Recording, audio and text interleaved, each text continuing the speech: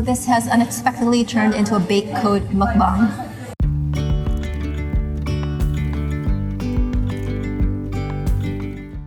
Alright, so we're gonna head over now to Bake Code. It's a Taiwanese or yes, it's a Taiwanese bakery. I am so excited. Excited. Jan will take you with us on our journey. Yay! Journey to Bake Code. And oh wow, is that a pond? Yeah, so this is Mel Lastman Square. North York, this particular area used to be its own sort of city before they all got amalgamated under Toronto. So this would have been the city center for that. Oh, it's kind of like Nathan Phillips Square downtown, but this would be the equivalent. Yeah. So this gets turned into, it's a little very shallow pond in the summer, and it gets turned into a little skating rink. Oh my God! Have you been ice skating in this I have rink? not. Yeah, so it's like really nice. It's fall now, so all the leaves are turning yellow, and the flowers are dying. I mean, they're still welcome to Canada. No. Yeah, welcome to Canada, everyone. Look, the Canadian we get flag. 4 seasons, or 11, I guess. There was some Tumblr post going around about Ontario has 11 seasons. Does it? Wait, what? It was just a joke, I think, about all the weather changes we've been experiencing lately. Yeah. Oh look, a black squirrel. Got distracted by the squirrel. Squirrel. It's not like I haven't seen a squirrel before. But did you know? I mean, I didn't really know this. I didn't know this growing up, but black squirrels are pretty unique too. Really? Yeah, that's why people talk about, like, they joke about Canada and it's funny looking squirrels. I want to fact check everything I'm saying. Yeah, I know. I'm always so paranoid that I'm like, I think this is right. This is what I remember. It's so cold. I am freezing. Burr. My tea is actually iced tea now. Oh, I think we were going to pass by Tsujiri, which is pretty famous, like, matcha dessert Japanese shop. They've got this on their side. So much. This is not a food vlog. This will become a food. It's really easy to make stuff about food. Yeah, but I've never really been one of those people that take pictures of their food, you know? I do. That's my Instagram account. Is food and drawing. See, like, I'm just too impatient. I see food and I eat it. All right. Okay, so now we're standing in front of Bake Code. Yay! So I believe this is the first location of Bake Code in Toronto, and it's a Taiwanese bakery. They do a lot of, like, really interesting twists on European sort of pastries and stuff, and there's also, I think, a Japanese influence as well. All the scents. It smells like a really good bakery. Wow, look at all this, all these buns. Croissant brulee, taro nut. What's your favorite thing to get here? Oh, it's hard. I love anything that has, like, custardy kinds of things. So, like, raspberry cheese blossom Danish, strawberry custard Danish is all really, really good.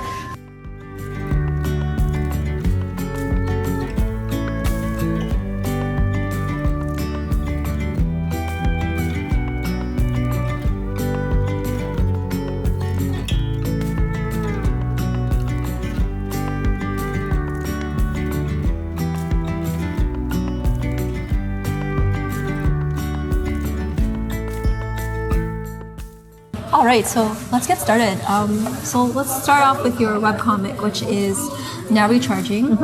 So you started it in 2015, and it's about a autonomous robot. So what made you decide to start this webcomic? So it's a bit of a long story, I guess. Which, oh my God, it's got a little hint of wasabi. Oh, does it? I guess it's something sushi-ish. Oh, that's really interesting. I actually haven't had that one yet. Oh, try it. Not in this. Okay. Is that roe or something? That's roe. That's gotta be roe.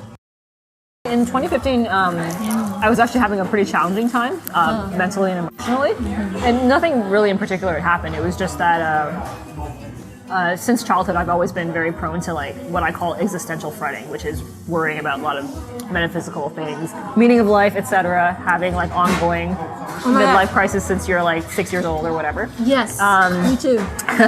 There you go. High five. So for some reason, it just got a lot more intense than it usually does, and there were months where I was feeling, on one hand, very anxious just about the whole experience of living and about, you know, what might or might not be happening after our physical existence and that sort of thing, but also on the other hand, also feeling very robotic emotionally.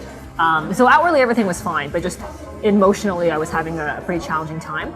And that's actually when I started creating, just as a way of dealing with it. I think for many artists, when you have challenging times, you often tend to use your art to work through it. So I ended up coming up with the character of Emmy the android at that time, which was a little robot who is anxious about a lot of these kinds of things, and to develop that as a character and to flesh that kind of a story out, just to deal with those things. The other aspect of it is that up to that point, I actually was having a lot of challenges in terms of storytelling and character design, where I had actually never really created a character that I felt emotionally connected to. So I felt like at that point, most of my creative works were little one-off experiments or tests. But when I was working through these challenges, I felt a lot more personally interested and involved with this character. And I thought it would be interesting to see if I could actually work through it as a webcomic. So that's kind of how that all happened. So has it helped, or what have you realized? It has been quite a bit of time. And again, like I recognize for myself too, like, you know, emotionally, those kinds of things come in waves and phases. There might be nothing that apparently triggers them. And then they kind of go away on their own as well. So it has helped. It has given, I mean, it gave me, first of all, something to really focus on. Distraction is always a tactic when dealing with these kinds of things. Blogging. Existential crises. Yeah, just kind of. Yeah, let's push all that stuff out. Yeah, focus on what you can do in this this particular existence that you have. So true. Yeah. So I mean, it definitely has helped. And again, I think one of the things that happens when you go through that sort of emotional challenge is like when you come out on the other side, did your worldview change, or have you simply reinforced things that you felt all along? And I feel like, you know, when I came out on the other side, I found, you know, I still believe a lot of the same things that I believed before.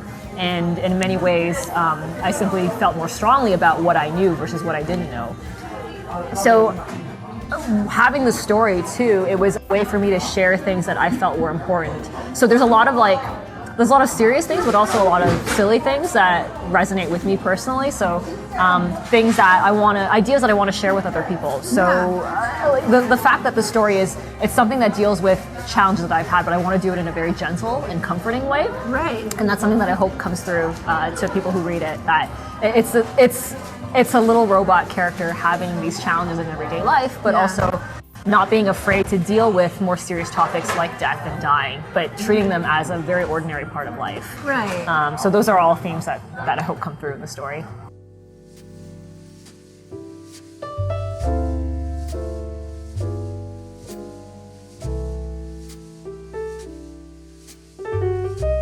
We're talking about your world building. What was your influence in creating the world? It's actually really interesting because I've had a few people comment on the world building in my works, and to be honest, I never really thought about it that way. Like, I just kind of did things that made sense to me, and then people would say, it's that you've added these things that seem to be coherent in and of itself. Definitely for Now Recharging, one of my things was that I wanted to set it in a relatively contemporary world, that it's kind of in our future, but you can't really confirm, what period of time in this imaginary future, but that it's close enough that people can still recognize the setting and feel that the things that, the jokes that are being talked about, especially around like technology, are kind of familiar. So there's one part in the story, for example, where the robots are communicating with each other, and basically one robot is very nervous and sending out tons of messages, so it's like they're getting spammed on the other side. So jokes like that, I wanted to make sure that that would still be something that was, easy to relate to for people.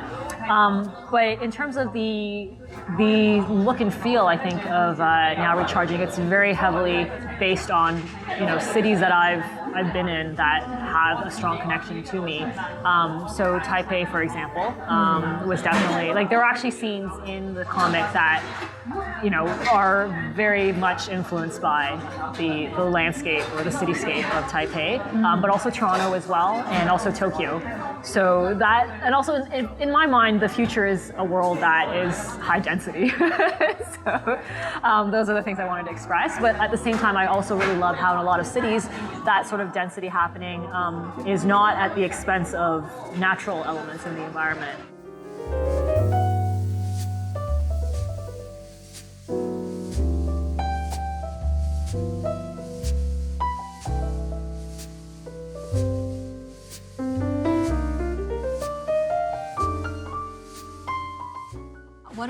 How do you stay productive and committed to this long-term project?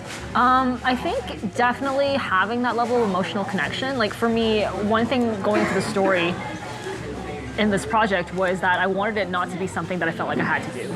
I felt like it should be something that I want to do because I'm interested in. I want to see where the story goes, and I want to see where these characters go. And that's how I approached it. Like, I didn't start the story knowing exactly how it was going to end. I basically gave a framework for myself in terms of the characters and the kind of tone and the mood that I wanted to convey and the kinds of ideas I wanted to convey. And essentially, the story is sort of developing and growing as I go. I'm obviously, story-wise, I have a sense of what's going to happen in the chapters to come. But a lot of the details are still being worked out as I'm going. So it's fun. It's a very organic way of working, and sometimes I'm like, this chapter is going to be ending soon. I haven't figured out things in the next one yet. Oh, okay. But for me, I'm still feeling very engaged at the level where I want to explore, I want to be experimenting and learning more about these characters in this world. So that's what keeps me motivated, I think, is that I have that personal interest that, even if no one else reads it, I still want to take it through to wherever I end up going with it. That's amazing. So your upload schedule is? It's usually Mondays and Thursdays. It just kind of worked out that way because in my head I was thinking, when I first started the comic, I was trying to figure out my pace of work because webcomics obviously is a pretty big scale commitment. And yours is all like hand, mostly, drawn and hand colored. Yeah, so you don't do digital.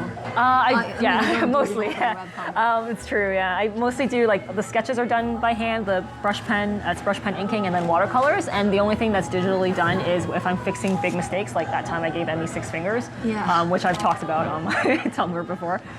Fixing those kinds of mistakes on the computer, and also adding text to the computer, just doing color correction and cleanup of the scans. Yeah.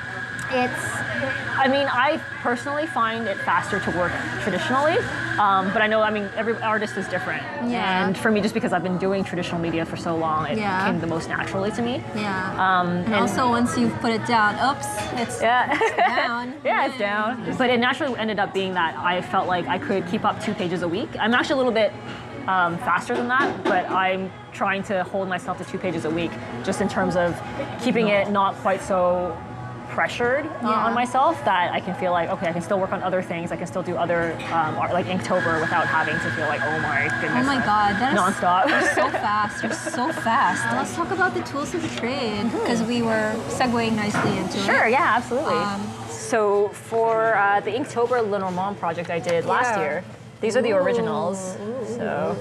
So these ones are done with a Fude de Manan pen. It's actually a fountain pen. So these two are ones made by the company called Sailor. They're very affordable. There's also like super high-end ones that are like hundreds of dollars, but this is like the super cheap, like $7, $12 or something like that. And they basically are fountain pens, but the nib is bent so that it looks like somebody dropped it. Yeah. And what this allows you to do is, instead of changing the thickness of the line by using pressure, it's the angle of your hand. So all the lines are done by the same nib, and it gives you the feeling of basically Asian calligraphy. So these pens come with cartridges, but I like to fill them up with my own ink as well. So here's a wide line. Oh yeah. And then if I lift the pen up, you can get a much finer line. So in this way, you can get lots of really nice brush-like effects. Oh wow! All with the same pen. This is not sponsored. It is not sponsored by Sailor. But there are other pen companies that make this as well. So especially because again, it's intended for Asian calligraphy. So that's why some of the strokes are the way they are. I've read that a lot of people find them difficult to use because they're not used to adjusting their hand angle. It's interesting because as somebody who often has concerns about carpal tunnel-like symptoms, if you draw a lot, in some ways I find, because it's not really relying on pressure, it helps me to move my hand a little bit more. Oh, that's true. So you don't need to put a lot of pressure in order to get thicker lines. Yeah, and that's in general why I started using a lot more fountain pens, because of trying to relax my grip. So that's one tool that I use. That's amazing, and they're very expressive lines, so you can really experiment with them. Yeah, it's create a lot of awesome textures and variety.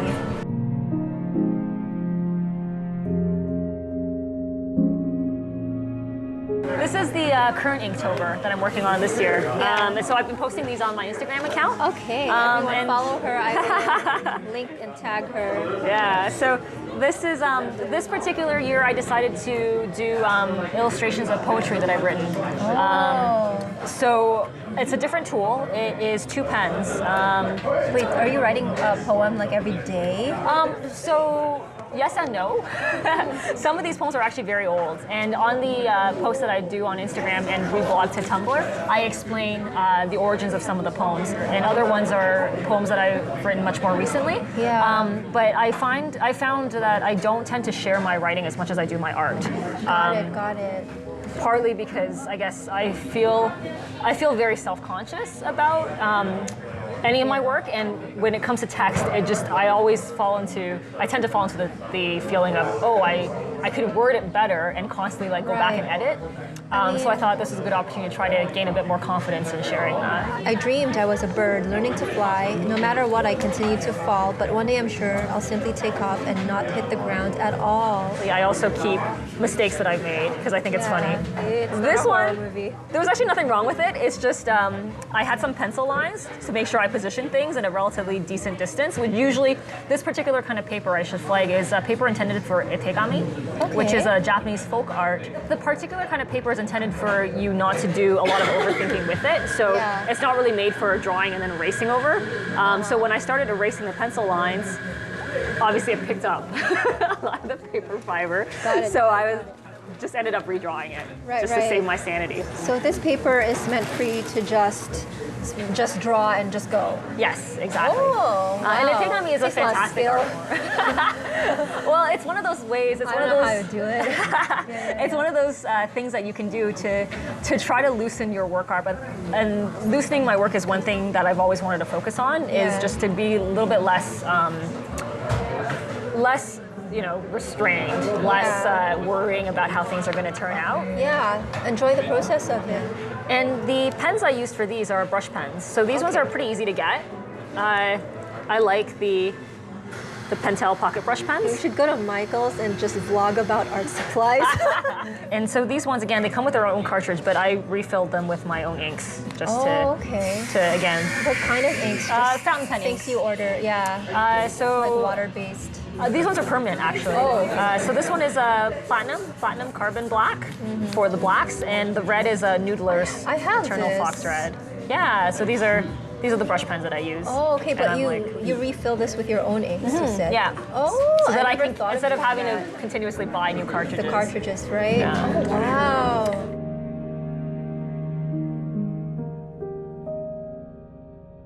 Hi everyone, so we're here at Mary's studio. This is her workspace.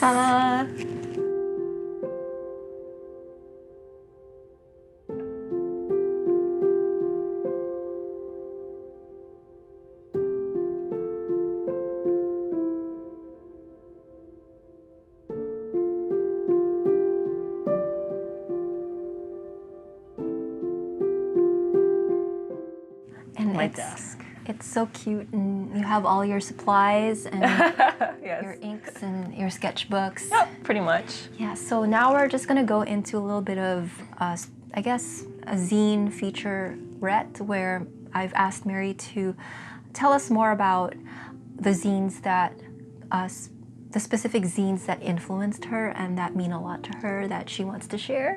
So that was a really tough question because I've got so much that we literally could be like here for like 5 days minimum. So let us know if you want us to to be here for 5 days. Be here for 5 days. So I went back and I kind of looked at a lot of because there's so much stuff, right? And it's just so we specifically wanted to look at self-published works, and I really wanted to look at people who, I respect for their work, but also I respect for a lot of the ideas and a lot of the, just the direction that they have in terms of what they do. So because I work a lot in comics as well, I definitely ended up emphasizing that. So the first one I thought of that was super easy actually is this work by an artist named Leilani Coughlan. And it was really funny because I actually got to know Leilani, I think, when I was in, I want to say high school, online, because we were part of the same internet forum community. And so we've actually never met in person. But when she first published this work, this was, let's see if there's a year on this.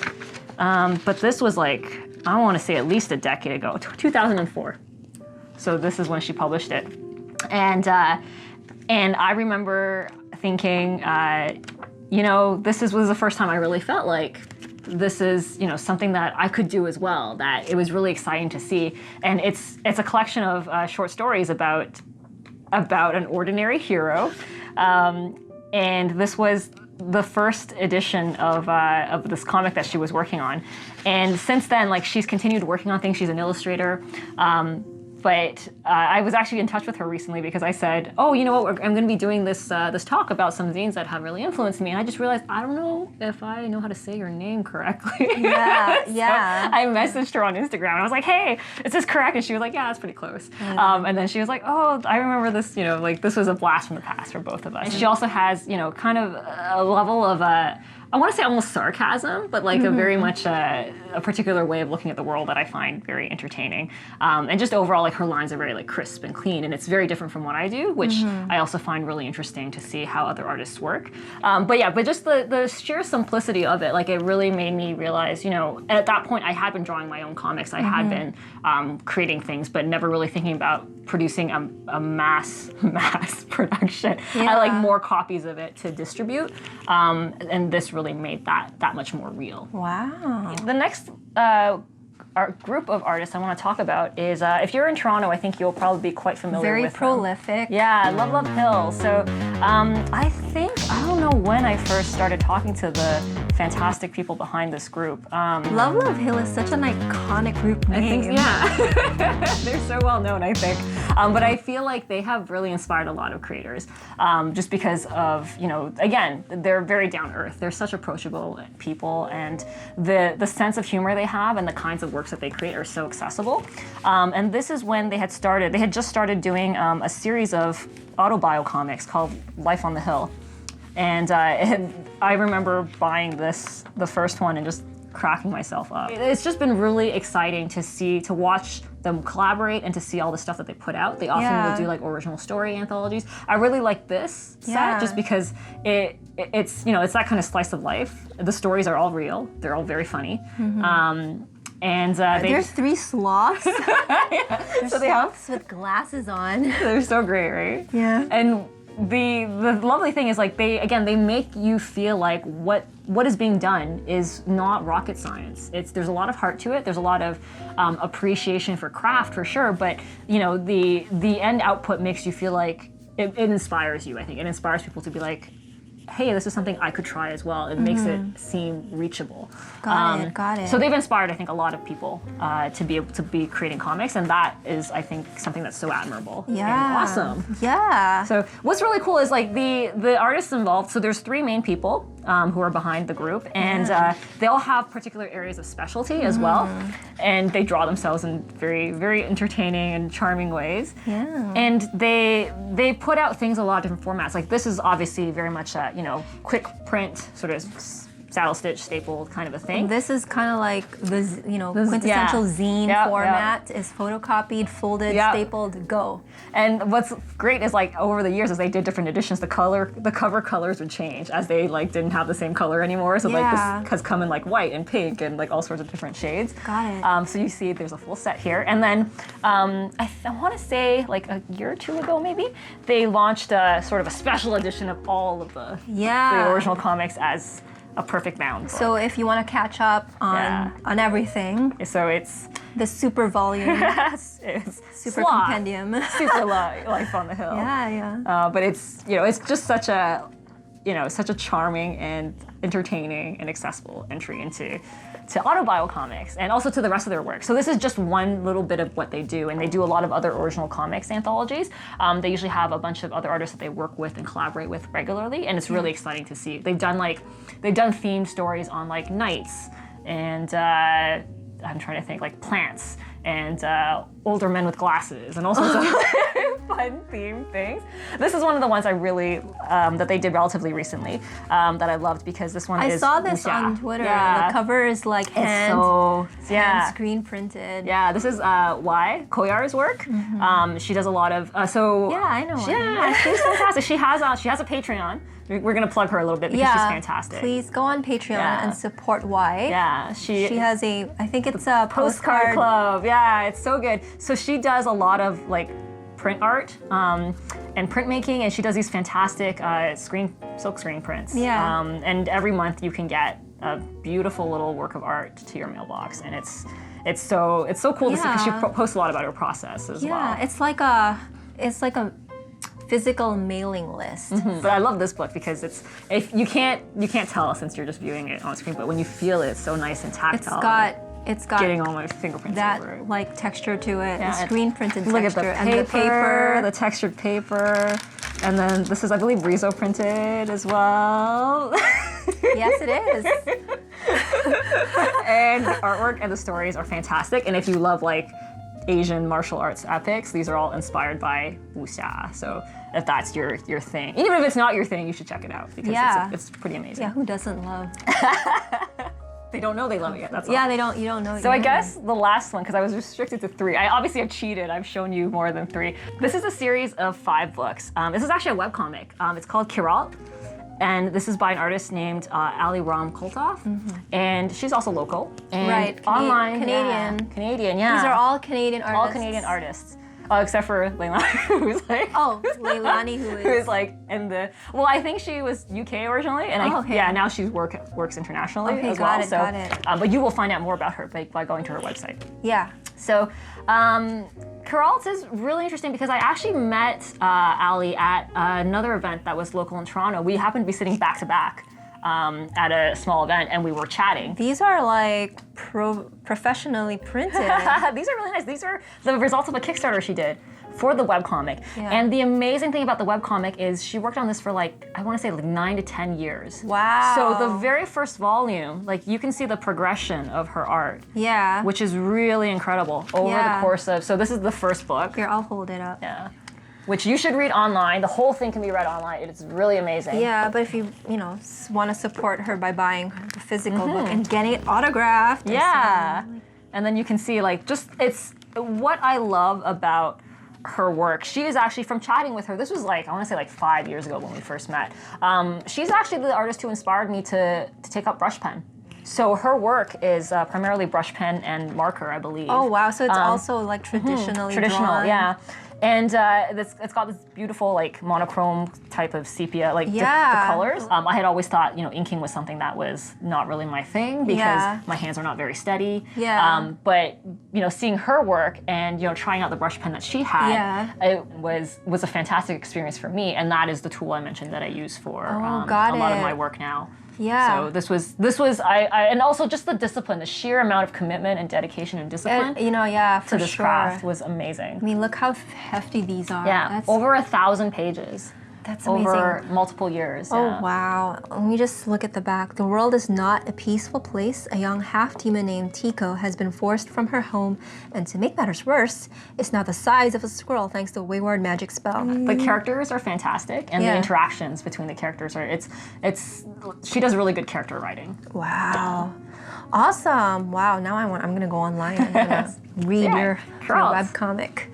Awesome. You upload all your webcomics on Tumblr, and I see that you interact a lot with the Tumblr community. How has that been so far? What's your experience? It's been really nice. Like I'm pretty fortunate, I think, in that again, I'm very much somebody who is anxious with interactions. Like I overthink everything. I'm often worried about what I'm saying, how I'm saying it. Yeah. People have been so nice and so friendly. Yeah. And on Tumblr, it's actually really funny because I wasn't really expecting to get much traction. It's not like this comic is not, I tend to do stuff that's a little bit difficult to explain and like difficult to categorize, so it's not really the most accessible or mainstream kind of entertainment that you could find. Right. So a lot of people actually found the webcomic through other things I was doing online. Oh, so got if it. I was posting in a certain, something else, that they would then follow me and they would see because I would reblog the webcomic pages on there, and that's how some of the followers have located the comic. It also runs on GoComics, which is a slightly different audience. That's also very interesting.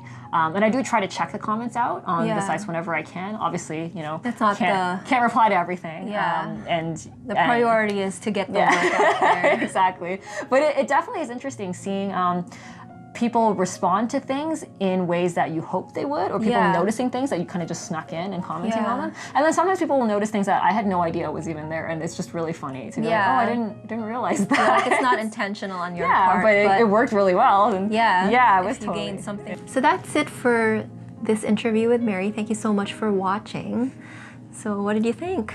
Well, thank you for coming along. It was a lot of fun. And, you know, it was great getting to chat about different ideas and different media and you know, just talking about philosophies with art. Thank you so much. You've been so generous in sharing your process and your influences and, you know, the time. You know, I know it doesn't seem like a long time in the video, but it's been hours. But yeah, thank you so much. Thank you, Mary. If you enjoyed this, please let us know in the comments section. Please like, subscribe, and leave a comment in the comment section below. Thank you so much, and yeah, see you next time.